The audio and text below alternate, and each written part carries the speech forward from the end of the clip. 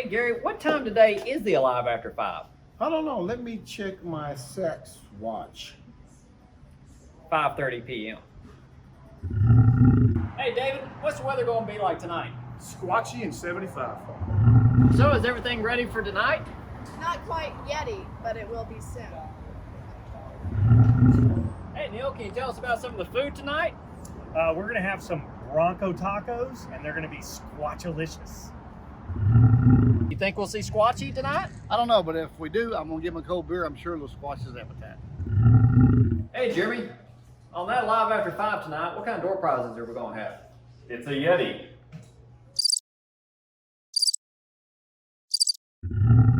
Hey Nick, we're going to take people on our driving course today. Tell us about that. Well, I will say it's definitely no small feat.